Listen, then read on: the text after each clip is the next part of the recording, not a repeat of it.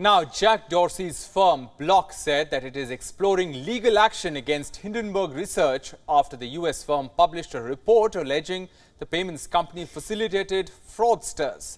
Block stock ended Thursday 15% lower at $61.88 per share after falling as much as 22% earlier in the day, its biggest intraday drop in 3 years.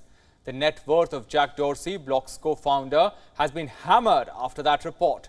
Jack Dorsey's wealth eroded by about $526 million in just one day. The US research firm run by Nathan Anderson gained prominence after its scathing report 2 months ago on billionaire Gautam Adani's business empire. Now, Hindenburg has published a damning report on Block. The US short seller has accused the payments firm led by Twitter co-founder Jack Dorsey of overstating its user numbers and understating its customer acquisition costs. The report claims that Block had inflated user metrics and that the stock has a 65% to 75% downside. The firm's Indian-American CFO, Amrita Ahuja, has also come under the scanner for allegedly dumping the firm's shares along with other top executives. Ahuja joined Block in 2019 and rose through the ranks to her current position in February. Before joining Block, she previously worked at industry giants including Airbnb, McKinsey & Company and the Walt Disney Company. She began her career as an investment banker at Morgan Stanley in 2001. According to Hindenburg, former Block employees estimated that 40% to 75% of accounts they reviewed were fake, involved in fraud, or were additional accounts tied to the same individual.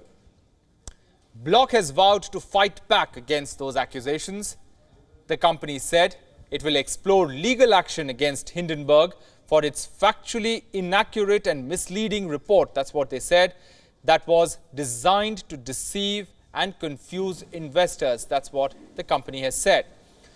Block said that it is seeking to work with the US market regulator to fight the US research firm. The payments app firm says that Hindenburg is known for these types of attacks, which are designed solely to allow short sellers to profit from a declined stock price.